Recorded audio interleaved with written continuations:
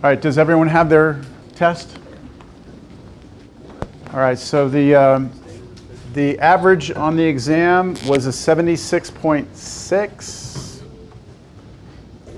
The standard deviation was 15.4. So comparing that to the first two exams, you can see that the average on the first two were pretty consistent. Our standard deviation was pretty consistent. So most of the class did well, and you all kind of stayed together. Here, the average dropped, and the class kind of spread out in terms of the grades. I did not put a chart up there, but here it is real quick. This is the number of A's, B's, C's, D's, and F's on this exam 1, 2, and 3. So you can see the A's dropped off pretty good there, right? And yeah, so, and then that's just, you know, the highest grade we had was a 101.4. And I think the low was 42.1, is that right? Okay, so pretty good spread there. This is passing. Anyone above that line passed? So, I mean, for the most part, I guess what you would be concerned about is if there's like a big jump. You know, if you had been doing well and then all of a sudden you didn't, that would be concerning. Or if it was the other way around, you haven't been doing good and you did well, that's a good sign, right? Okay, so by this point we have done a lot of quizzes. We'll probably have a few more. Have I dropped 2 online? I dropped 1? I haven't dropped any of them yet? Okay. So I'll do that. That will have an impact on your grade. And then I think you can go in through Canvas and you can do like a what if. Like what, you know, you can type in your grade for the final and it'll tell you what your overall grade will be. So I think if you do that, most of you will have an idea of what you need going into the final, because that's all we have left, right? It's just the final. Yeah, that's it. So go mess around with that, see where you stand. I'm assuming you already did that because drop date was Friday, so anyone who was kind of concerned hopefully addressed that. Any questions or comments or concerns or complaints? I advise you to go back, review the exam. You know, if you have any questions over it, get with me on the office hours. I'll be happy to resolve anything, any questions you might have. Otherwise, we're moving ahead. Okay. All right. So Herman, no Herman, no Owen. Oh, there you are. That's what I thought. Jesse, no Jesse. There you go. I don't think the grades are on the exams, right? But they're online. So if I'm not mistaken, just so you know, I did, each problem was worth 20 points. Okay, so like number 1 was worth 20 points. Number 2 was broken up into 3 parts, right? So they were, you know, 20 divided by 3. It's about 6 point something. So I treated those each as being worth 6 points. Part A is worth 6, Part B is worth 6, Part C is worth 6. Number 3 had 2 parts, right? So they're each worth 10. Number 4 had 2 parts, so they were each worth 10. Oh no, sorry, it had 3 parts. Number 4 had 3 parts, so they're each worth about 6. And number 5 was worth 20, so number 6 was worth 20.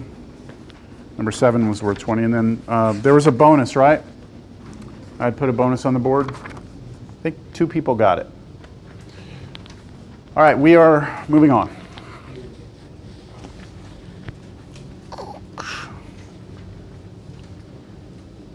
Oh, I should say one more thing. One more thing. Since this is the first time this has happened in this class, our average is a C, right? That's what it is. So if you look at letter grades, right? Like, you know, what does an A mean? What does a B mean? What does a C mean? What does a D mean? What does an F mean? A C has always meant average. Okay, so if you're a C student, you're an average student. That's what it should mean. If you're a B student, then you're above average, and if you're an A student, that's like exceptional, right? So if you just look at like the way things should be, right? You should have an average. You should always have an average for something, right? And so a big group of people should lie within the average. You can't have everybody be above average, or else that would be the average, right? Does that make sense? So it doesn't discourage me whenever I see an average of this. I mean, because that just kind of makes sense.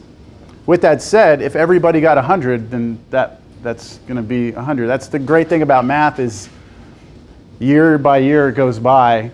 I don't make the test harder or easier based on the students. It's always the same. It's still Cal 1, right? No matter what, it's just Cal 1. So, okay. We are going to talk about probably I think this is the most important, useful section in the entire book. I mean, in the entire class, not the book. Because this is where we can actually solve some problems that will make you think sitting here for the last, 13 so weeks is actually worth something, right? Because other than checking a box on a list of courses you have to take, right? This is where we can actually let what do they say? This is where the rubber meets the road. This is word problems and using what we've learned to answer some really interesting questions. I started this whole idea out, remember that problem with the river and the two buildings, and we wanted to run fiber optic? And that was way too early to introduce you to that, but I wanted you to be thinking about what we could do with this. So just keep in mind right now, the big result we have is that if somebody gives us a function on a closed interval, we have ways of finding the highest and lowest points. We call that the absolute max and absolute min, right? And then if somebody gives us a function and it is not on a closed interval, we have ways of determining local maxes and local mins, but it's a different method, right? And then if we even want to go further, we could go as far as graphing these things by hand. That's what we did last class. And that's a real pain in the butt. The computer can help us do that, but calculus gives us the ability to do it, right? How you doing, sir? You can shake your hand out there. Okay.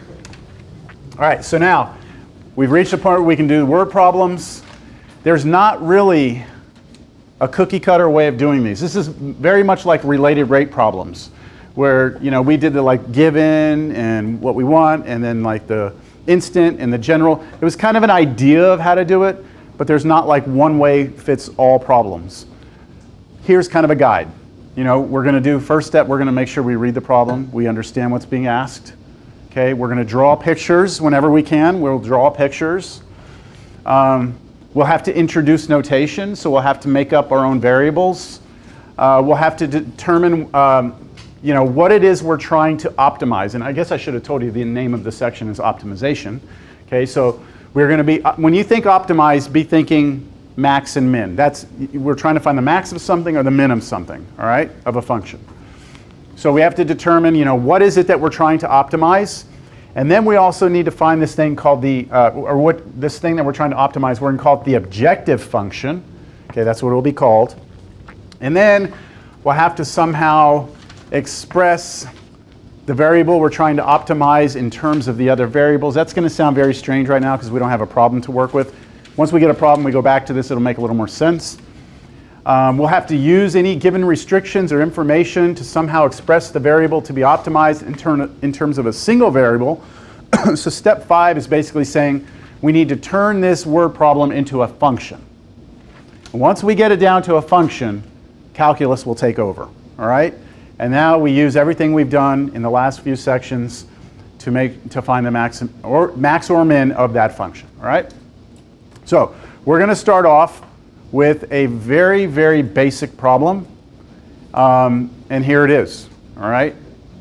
This is kind of a classic problem when you first start this out. Let's say that we have 100 feet of fencing, chain link fence, whatever. We have 100 feet of it, right? And we want to, out of that fence, we want to make a rectangle. And the question is, how do you build that so that you get the most possible area out of that rectangle? Your restriction is that you have 100 feet of fence, right? Okay, so let's just consider a couple of things we could do before we actually do the problem. So we have 100 feet of fence. So if I'm going to make a rectangle out of 100 feet of fence, then let's just take a quick poll. How many of you think no matter how I build it, you're going to get the same area every time. Or do y'all think it's going to be different depending on how I build it? What do y'all think? Different or the same area? Same? Okay, so let's just try some examples. Here's one way I could do it. I'm just going to make this up. I could do a rectangle that looks like this. Let's say I do 10 feet of fence here. That means that has to be 10 feet, right? And that means the other sides have to be what? 40 and 40. Right? 40 and 40. It's understood we want to use all 100 feet, okay? So that's one way I could do it, right? Okay, what is the area of this? What's the area in here? The area of that is 10 times 40, right? So that's going to be 400 square feet, right? That's the measurement. Now let's try and build it a different way. So someone want to tell me how you want me to build it? 25 by 25 by 25. You want to go 25, 25, 25? So it's actually a square now, right? Now, is that okay? Is a square a rectangle? Yes, a square is a rectangle. So that doesn't look like a square, but let's just say it is, right? So that uses all 100 feet of fence, right? Okay, what's the area of this?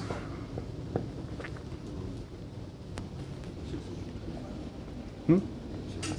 625 square feet? 25 squared? So that's better, isn't it? We get more area. Okay, so it does matter how we build it, right? It does. Maybe there's a better way. So the question is asking, build it so that you get the most area.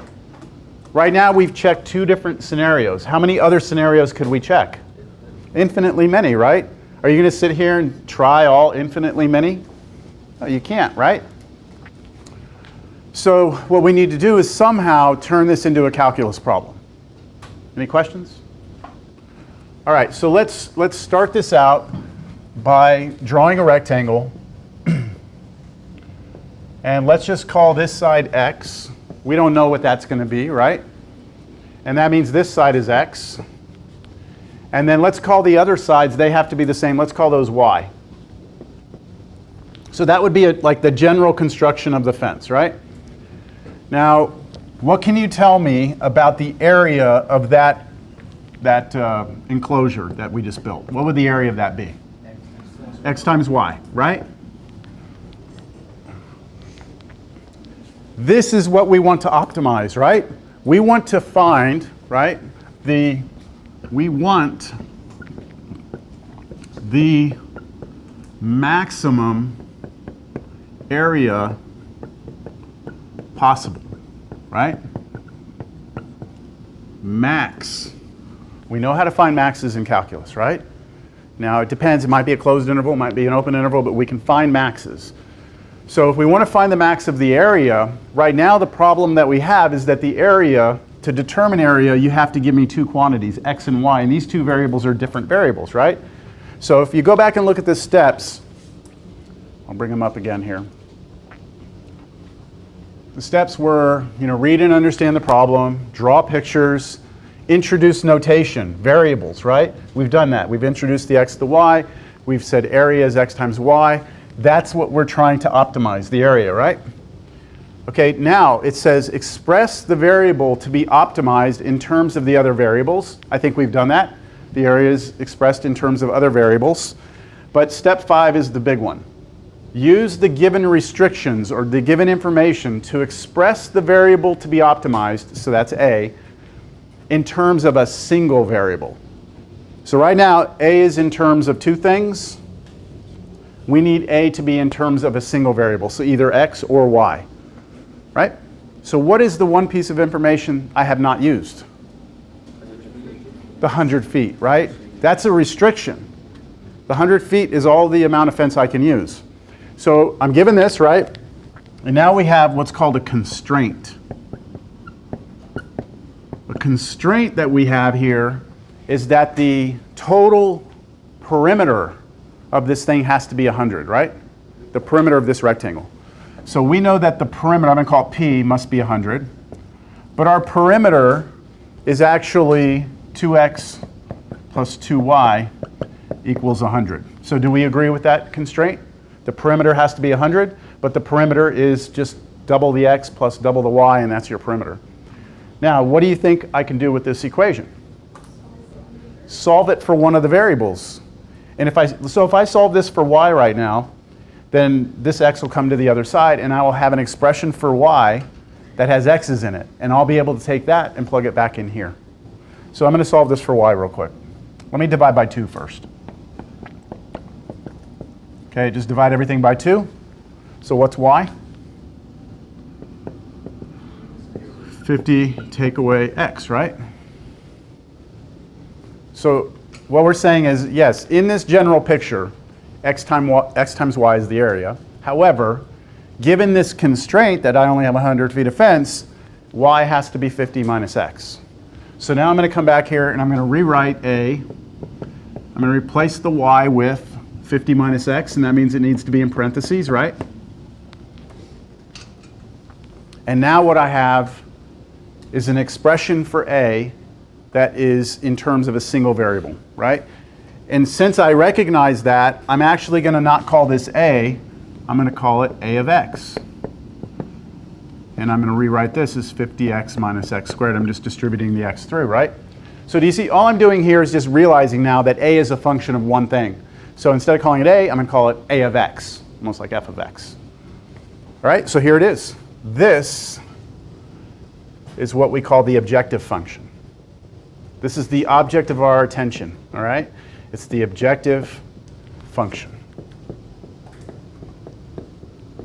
So we have a constraint that led us to the objective function.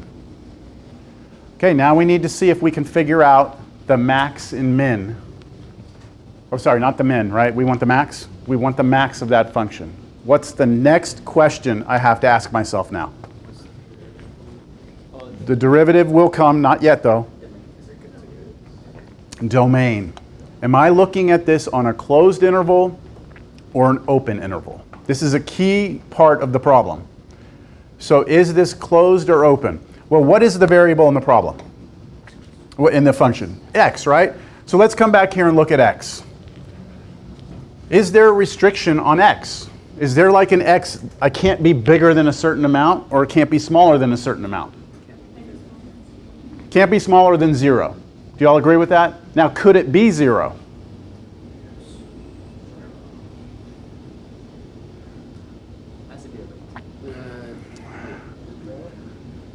We could maybe debate this a little bit. Let's linearly, like a solid just wall of fence in the area. Yeah. So like let's say I say I'm going to do the x part, okay, and you're going to do the y part, okay, and then I come in here and I say, okay, my part I'm not doing anything. Then how much fence do you have left for you? All 100 feet, right? And you could do 50 here and 50 here, but then there's no walls, so it's not really an enclosure. It's not a rectangle, but that would be like the most extreme crazy case, right? Is that x could be 0 here. It would make no sense, but I want a closed interval, right? Why do we want a closed interval? It's easier to do, right? If we can get this on a closed interval, it's easier to do than if it's an open interval. And it makes sense that if x is 0, y is defined. Let me say that again. If x is 0, y is defined. Come back over to your constraint. This equation right here is very important in determining the domain. If x is 0, is y defined? Sure, then y would be 50. So right now, as a domain, I know that my domain so far is 0 for x, right? 0 for x is the smallest. Now what about the biggest for x? Can't do 100. Why can't you do 100? Because there's 2 of them, right? So come back over to this equation. What if x is 100? Then if x is 100, y has to be negative 50. Make sense? So what's the biggest x could be? You can see it here. 50, right? That would be like, you know, I use all the fence and then leave you nothing to build your sides with, right? But that would be the extreme case. Okay? So this is our restriction on x. The reason I know it's x is because the function is x, right? Okay, now that's it. Now our task just turns into section, what, 4.2, 4 point, I don't remember, whatever. We want to find the absolute max or global max of the function a of x equals 50x minus x squared on the interval 0, 50. Okay, do you see that we have basically turned this into the Cal problem now? So the process for doing this is to find the critical numbers. So take the derivative, set it to 0, figure out if the derivative is ever undefined. What do you do with those critical numbers? Plug them into the original function. And then you also plug in the endpoints to the original function. And you compare them. And the biggest thing you get out is your max. Okay? So let's take our derivative real quick. The derivative of this function is a nice derivative, right?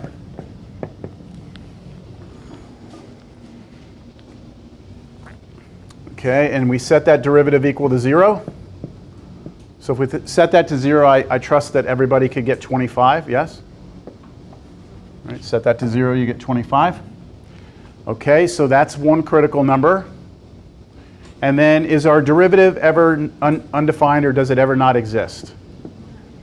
Our derivative is a nice linear function, so this is well defined. This is a non-issue for us. So we're almost there. Now all we do is we take our critical number, which was 25. We take our endpoints, 0 and 50, and where are we plugging them into? The function, the original function, which is this one, right? So you could plug it in here, here, and here, or you could go up to this one, couldn't you? And plug it in here and here. I like this one. This one's really easy to work with. Because if I plug 25 in here and 25 in here, it's very easy for me to see 25 squared. Which was 625, right? And what about if you plug in 0? It's 0, right? And what if you plug in 50? 0 again.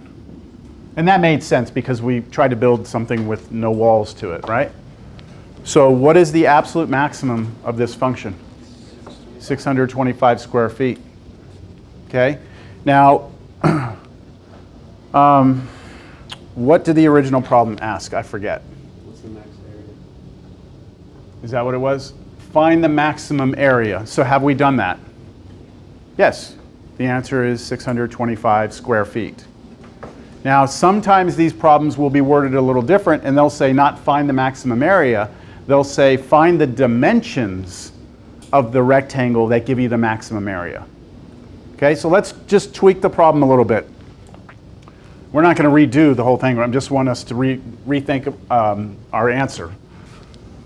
The maximum area, right? The maximum area possible is 625 square feet. What are the dimensions that we would need to build this? Well, what did we say x had to be? Where's the maximum occurring? At what value of x? 25, right? Okay, if that's what x is, what's y? And then where are you getting that from? Going back to that constraint equation, remember y was equal to 50 minus x? So if you know that if x is 25, we get a maximum area, solving that for y, you're going to say y is equal to 25 feet. Do you see the difference in that? If you were to be asked for the maximum area, your answer would be 625 square feet, done. But if you're asked to find the dimensions of the rectangle that give you the most area, then your answer would have to be 25 by 25. Two different answers, all right? Yes? So theoretically, if you're working a problem like this, would the way to maximize area, like if you're trying to build a fence, just to be to make it a square? Like Yeah, so the big result of this is this. If you're going to try and build a rectangular enclosure and you have a fixed amount of fencing, whether it be 100 feet, 200 feet, 10 feet, the optimum way to do it, to get the most area possible, would be to make a square. Okay? Make sense? Okay, so I have a more profound question then. Let's say that we had 100 feet of fence and we wanted to build an enclosure, right? And it's either going to be a rectangle or a circle. Which way do I build it to get the most area? So is a circle better than a square? We know a square is the best rectangle possible, but is a circle better than a square? Does that make sense? What's the perimeter formula? Circumference of a circle is what? 2 pi r? Okay, so that, I think that, since you asked, that leads us, we're just going to go down this road, okay? This is a type of problem that is actually, I mean, it's already been solved, but if you don't know the answer to that yet, we're going to answer it right now, okay? The way we do it is actually extremely interesting, and that's why it's worth us going through this. And I planned on doing this. I just wasn't going to do I wasn't going to do a square and I wasn't going to do a circle. I was going to do a triangle and a circle or something like that. But so let's try and all understand. Let's say we have, do y'all want to do 100 feet of fence, or do y'all want to just do like just a fixed constant without saying what it is? You want to stick with 100? Stick with 100? Okay. So we have 100 feet of fence. We know that if we're going to do a rectangle, a square is the way to go to get the most area, right? So do we do a square or a circle to get the maximum area? Okay, now I know you can do this. I know that right now you can sit there and you can do this and try and figure this out and get to a result. But let me show you how to do this the appropriate way with calculus, all right? So it's very strange how we're going to do this, all right? You ready? Okay, so imagine we have, just if you could, imagine that we have this wire, okay? And that wire is really representing our fence, okay? And we know that that's 100 feet. That's how much we have to work with, right? What I'm going to do is I'm going to take this wire and I'm going to cut it right here at X. And just follow me, please, for this example, all right? I'm going to cut this at X. And then what I'm going to do is I'm going to take, that's going to break it up into two pieces, right? So with this first wire, I'm going to take it and I'm going to shape it into a square.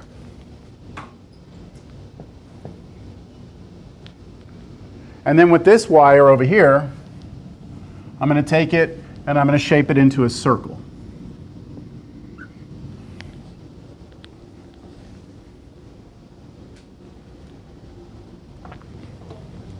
You with me?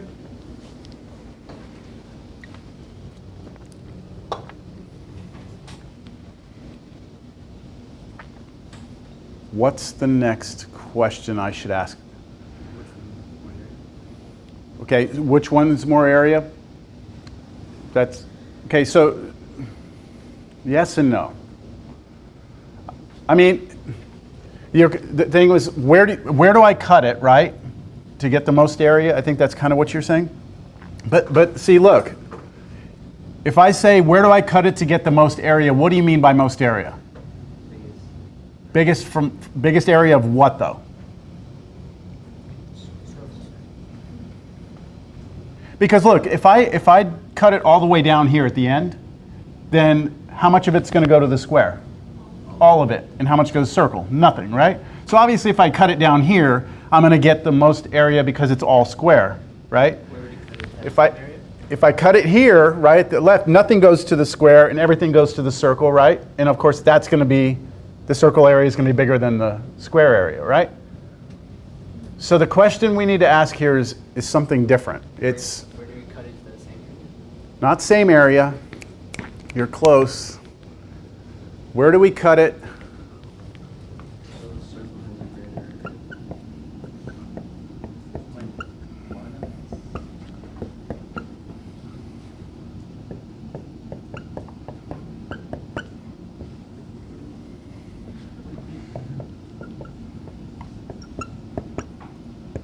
Now, I left a line here because that's what I'm asking you to fill in. That might be one word or it might be 5 words, okay?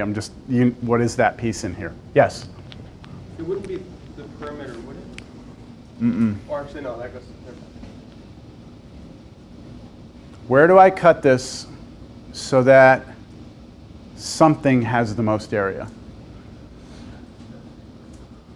Well, the max, I mean, that's, yes, we want the max, but the max of what? We're trying to find the max of what here?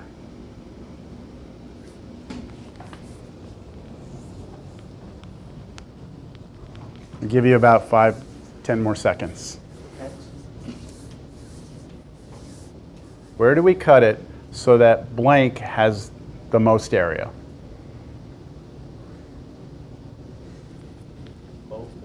Both of them together have the most area.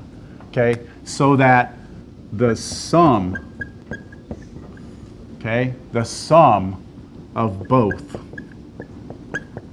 has the most area. Now, why is that going to work? We have to think about why that's going to work. So this function we're going to try and come up with tells us where to cut this, right? So that when we add these two together, we get the most possible, right? The calculus is going to tell us where that cut should be, right? But if the circle is better than the square, then the calculus is going to tell us to cut it where? Here. And if the square is better than the circle, it's going to have us cut it here. Does that make sense?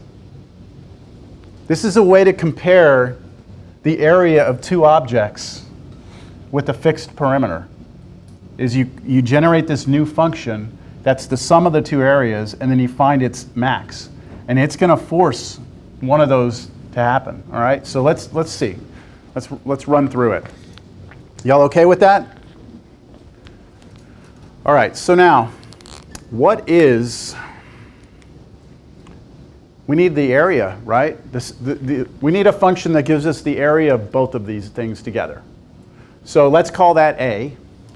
And do you agree that A must be the area of the square plus the area of the circle? Subscripting those with an S for square and C for circle, yes?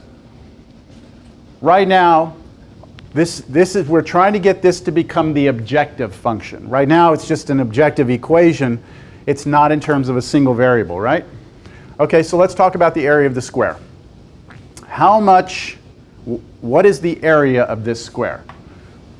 Well, what do we need to know about the square to find its area? The length of each side, right? The length of each side. So do we know the length of each of these sides? So where did we cut it? Because remember, this came from here, right? Where did we cut it? We cut it at x, right? So this distance from here to here is x. But that got bent and wrapped around. So x is the sum of all these. So what's the length of each side? 1/4 of x. That make sense? Okay, so each side is 1/4 of x, 1/4 of x, 1/4 of x all the way around. So then when you add those all up, you get x, right? So if I can tell you that each side is 1/4 of x, what's the area of this? 1/16 x squared, right? That is the area of this guy right here. So the area in there is 1/16 x squared. Do y'all follow that? Questions? Okay, circle. What do we need to find the area of a circle? What's the area of a circle? Pi r squared, right? So the area of this thing, the area of this circle is pi times the radius squared. Do we know the radius? No, we don't. What do we know? The circumference, right? What is the circumference of this circle? So if from here to here is x, what's from here on? 100 minus x. Right? Because remember the wire was 100? So this is 100 minus x. And that is our circumference. Okay? So I need to go on the side here and do a little bit of work. So what I know is that, so this is on the side. I know that my circumference, right, of that thing is 100 minus x. but circumference by definition of a circle is 2 pi r, right? So this is 2 pi r equals 100 minus x. And I can solve that for x, can't I? I mean, sorry, for r. Right, because here, our formula for the area of a circle had r in it. I'm trying to get x in it because x, where I cut it, should dictate everything. So I solve this for r, get 100 minus x over 2 pi. Do you all agree? Just divide both sides by 2 pi.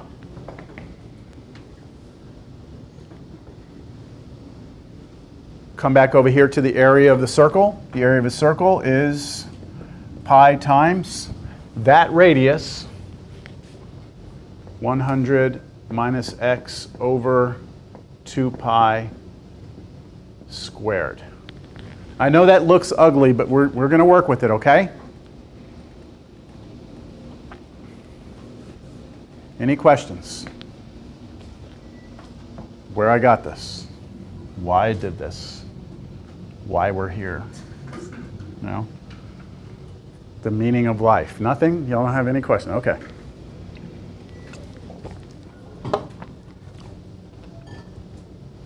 Sorry. All right, so now come back over here. The area is pi times 100 minus x over 2 pi, that quantity squared. That's what area is, right?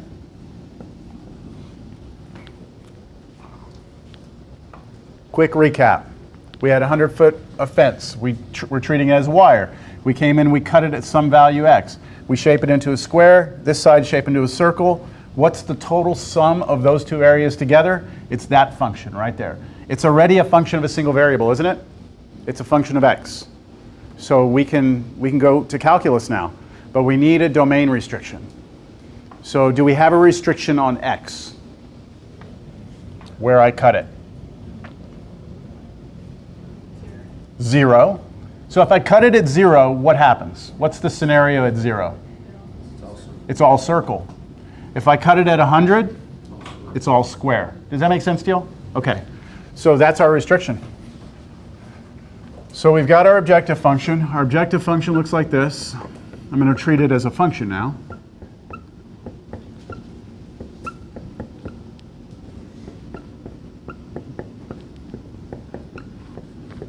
And we're doing this on the interval 0 to 100. Professor? Yes. Sorry, just real quick. So I'm having a little trouble, knowing whether or not, like when you said, if it's on the left, then it would be a square, but if it's on the right, then it would be a circle. Would you mind expanding? Yeah. So when I started this, what I said is I'm going to come in here and cut this, right? Somewhere. Everything to the left of my cut is going to be turned into a square. Everything to the right of my cut is going to be turned into a circle. Okay? So if I say cut it here, square, circle, right? If I cut it here, that means I'm not really cutting it. You still have to follow the same rule. Square, circle, right? So no circle, all square. If I cut it here, no square, all circle. Okay? Sure? Yes, sir. Thank you. Okay. All right, let me see. I'm done with this line. So we've got it. We've got a function, right? Got it on a closed interval. I think we're ready, right? Do you want to do derivative? Maybe we clean that up first. Let's clean this up before we take a derivative.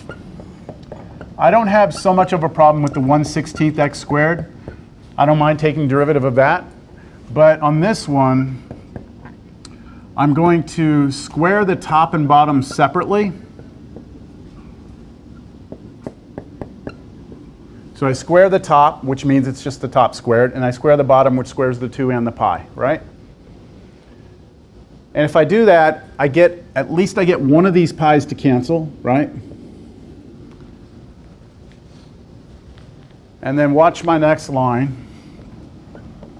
I'm trying to prepare this function for a derivative.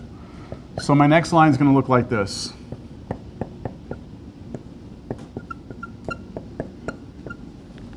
So this 4 pi that was still here on the bottom, I'm just going to slide it out front as a 1 over 4 pi. And I'm doing that because I know when I take the derivative, I'm going to have to use a chain rule here. and that 2 is going to have to come out, right? So I just wanted to put that out there almost like a little fraction sitting in front. Okay, here we go. Derivative time. So I'll do the derivative right underneath this. Okay, what is the derivative of 1/16 x squared? 1/8 x. Okay, and then here we've got chain rule going, right? This is a constant attached to the front, so it's just going to come for the ride. The 2 is going to come out. When that 2 comes out, it reduces with the 4. So we will have 1 over 2 pi. Okay, and then all of that inside raised to what power? To the 1, right? So the 2 came out. And then we have to go inside, because it's chain rule, and take derivative of what's in here, which is going to be -1. And that will be slapped on to the back side of that, like that. That's our derivative. I'll clean it up one more time. Our derivative of this is 1/8 x. Let's see, minus 1 over 2 pi. Yeah, I guess so. 100 minus x. Do y'all mind? Well, okay, there it is. All I did there was just move the minus right here. I guess I could have distributed. Maybe I'll distribute? Yeah. I'll distribute. Because can y'all tell by looking at this what type of equation this is, or what type of function this is? Linear, right? You got x, that's it. You don't have like x squared. This is a linear function. So I'm just still cleaning up. See, distributing, I get -50 over pi, and then plus 1 over 2 pi times x. Okay, so that's just here to here, right? That, and then here to here, it's that. Okay, there's our derivative.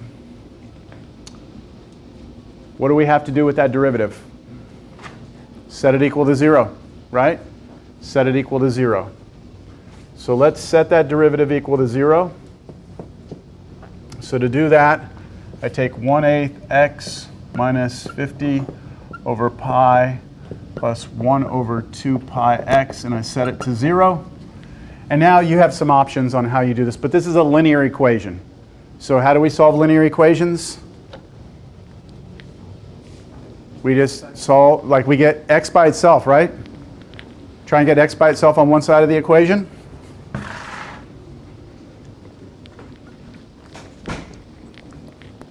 So I have 2x terms here, so I'm going to put those together. 1/8 x plus 1 over 2 pi. X equals 50 over pi. So I just move the 50 over pi to the other side. What now? Say, what's that? Oh, you want to put those together? We could. Look, at this point you have so many different things you can do. But the thing is, this is the linear equation that most people aren't comfortable working with because it's got all these fractions with pi in there and stuff. So let me just do it the way I would do it at this point. If I were doing this, I would now do this. I'd factor the x out on the left side. These both have an x, right? Now I factored it out to the back, but it's the same thing, right? If I distribute this through. And then equals 50 over pi. And now all that stuff that's inside the parentheses is just a number, isn't it? So this may as well be like 3x equals 8, right? It's just a number in front of x equals a number. So I just divide through by 3. So here x is equal to 50 over pi over 1/8 plus 1 over 2 pi. That is your critical number. What's that? Are you sure? I'm pretty sure, yep.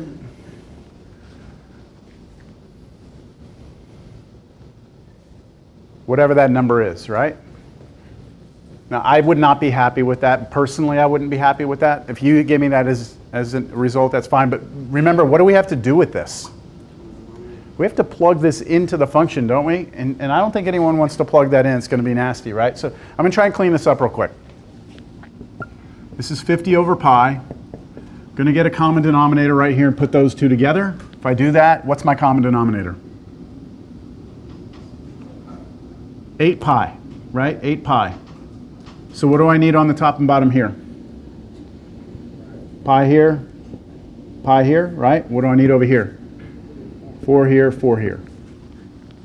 So the new numerator becomes pi plus 4, and the denominator is 8 pi. And why is that helpful? Fraction over a fraction, we can flip, right? We can flip this. So I flip it, and the 8 pi goes on top, and on the bottom we have the pi plus 4. Okay, so that's been flipped. And what can we do with that? Pi's cancel. This pi and this pi cancel. And I think that's about as good as it's going to get for us here. This is going to be on top 400, and on the bottom, all we're left with was pi plus 4. Right? 50 times 8, 400. Over, the only thing left here was the pi plus 4. So that's our critical number, right? Yep. All right, we do need to check, is that in the domain? What's our domain? 0 to 100. So is that number between 0 and 100? Should be. It's not negative, that's for sure, right? Pi is about 3. 3 plus 4 is about 7. 7 goes into 400 times.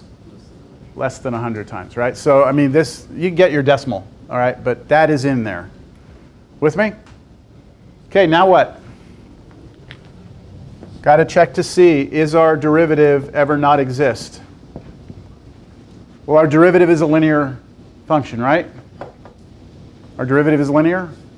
Never going to have any issues with a linear function. So now what? Plug it in. Plug that critical number into the original function and plug in the endpoints and compare, right? Okay, here we go. So we are now going to do our original area function, evaluated at 0, evaluated at 100, and evaluated at this crazy thing, 400 over pi plus 4. Okay, now our area function, I have long since erased it, but I remember it. I think I remember it.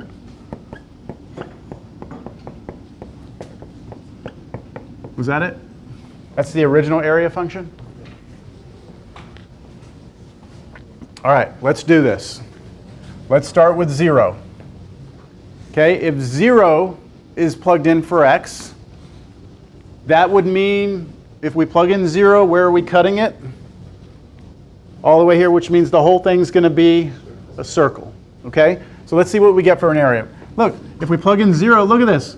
The area of the square is gone because there's no square, right? And then this over here, plug in 0, we get 1 over 4 pi times 100 squared, right?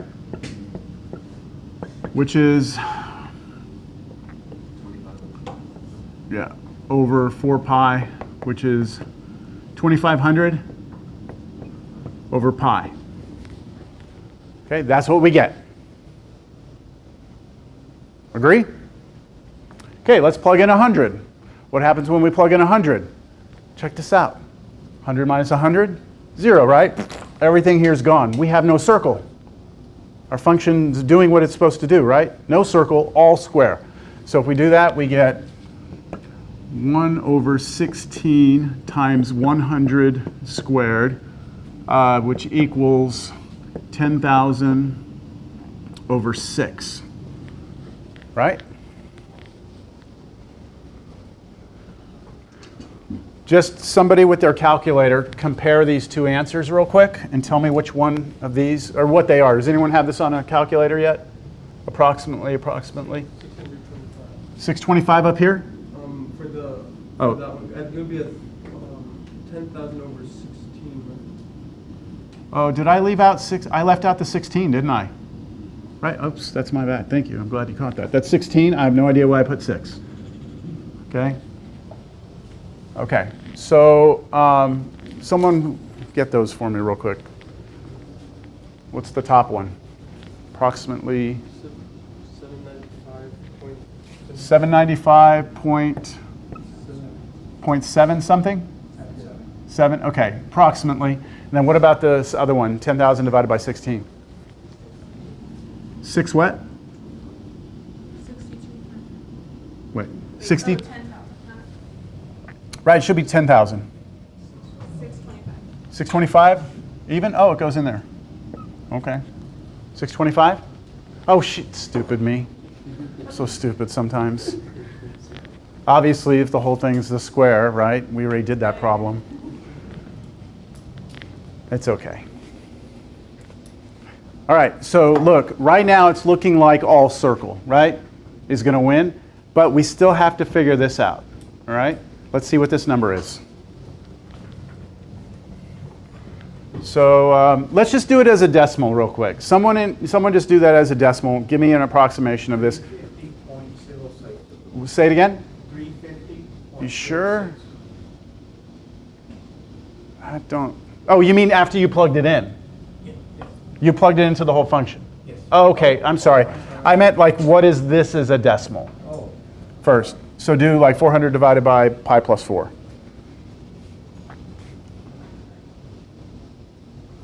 All right, I'm getting my calculator out. 56? 56.01 is about what you're getting here. So now we need to plug that in up here. 1 over 16 times 56. Let's just go with 56, okay? That'll be easier to work with.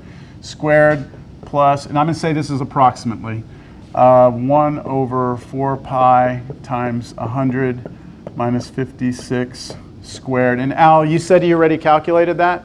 And what did you come up with? I came up with 350.06. Okay, and we'll just trust that that's good. I think that okay? Just let you, if you plugged all that into your calculator, you get 350.06. Okay. So, conclusion. The conclusion is that if you're trying to get the most area out of a circle or a square, if you're comparing them, and you get to use the same perimeter for both, then the best way to do it is to make a circle. All right? You'll get the most area with the least amount of perimeter. Does that make sense? It's because of this. What does this tell you? Cut it. This is telling you cut it at 56.01 if you want what? To get the most areas between two. Not the most area. If you cut it here, you're going to get the least amount of area. Because remember, we're going to cut it somewhere, right? We're going to make square and circle. We know that to get the most area out of both, we're just going to make a full circle. But if we cut it at 56.1 and make a square and make a circle, that's the least area you could ever get. Because you have to make a square, you have to make a circle. You have to. So if we cut at 56.1, our square and circle together, add those areas, will be the smallest we could ever get. So we actually found a minimum, but that wasn't part of the question, right? So if you're shopping for dining room tables, okay, you go to the store, some point in your life, you know that you've got, your house, right? And you've got this kitchen area in your house, right? And you know the dimensions of your kitchen area. And you go to the store, and of course they're going to have rectangular tables and they're going to have circular tables. You don't see a lot of square, well, there's square tables out there. A circular table will give you the most surface to eat off of, taking up the least amount of perimeter, right? That makes sense? They're the most optimized shape. But, I mean, you could argue that circular tables suck in other ways. So, I mean, it's not all coming down to that. Does that answer your question? Yeah. Circles are better than squares in terms of surface area for a fixed perimeter. That is a very interesting way to go about proving that, isn't it? But that's the way you prove it generally. All right, let's take a step back and let's do another problem. I'm going to change it up a little bit, all right?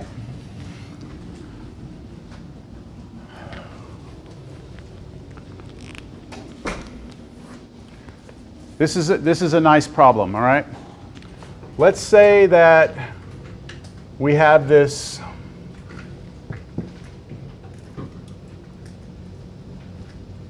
Okay, we'll do it this way.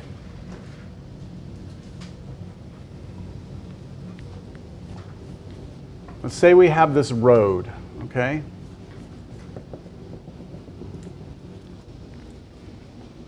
And then along this side, let's say there's a little bridge here. Let's say we have a river that's flowing this way. Or you know what, let's make this a little easier. Let's make these both rivers, okay? So you got a river, and just to make this easy, these rivers come together at like a perfect 90-degree angle, all right? And what I want to do is I want to put some pins along here for some animals, all right? So I'm going to hire a company to come build this enclosure for me. And the enclosure needs to look like this. I need my enclosure to butt up to the river here and butt up to the river on this side. And we're looking from the top, right? And what I want are 4 identical enclosures, right? So I'm going to put some animals in here, here, here, here, right? Got it? Now, here's the condition I need. I need 4 identical pins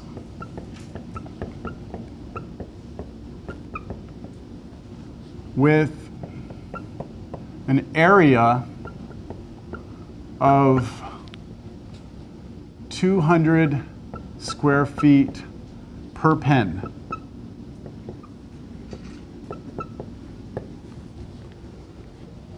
I don't need fence along the rivers.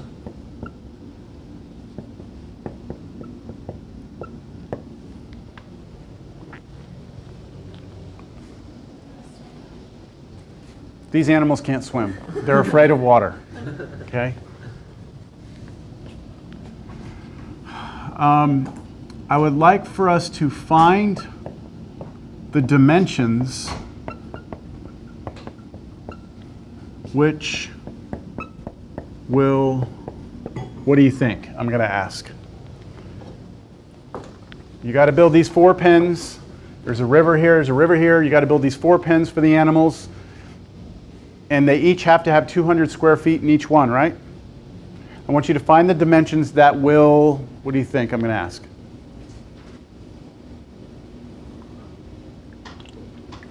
What are you going to have to go buy to build this thing? Fence, right? So you're going to want to spend as little money as possible, right? So we're going to want to find the least what? Find the dimensions that which will cost least, minimize the perimeter. Now we're using the word perimeter very loosely here. What we mean by this is the total amount of fence, the linear feet of fence, okay? Because perimeter is always the distance around, but we're talking, you've got to build this thing, right? You got to build the partitions between the pens. Does that make sense? I mean, you could just go out there and build it, right? But it would be more useful if you could do it in a way that you use the least amount of fence possible. Because if you do that, you're going to spend less money, right? All right. Does anyone have a question over the problem? Let's talk about fence. Okay, here come, the blue's going to be the fence. Do I need fence? No. Do I need fence? Yes. Do I need fence? Do I need fence? Do I need fence? Okay. Do I need fence here? Do I need fence here? No. I only have to build the stuff in blue, right? That's all I have to build.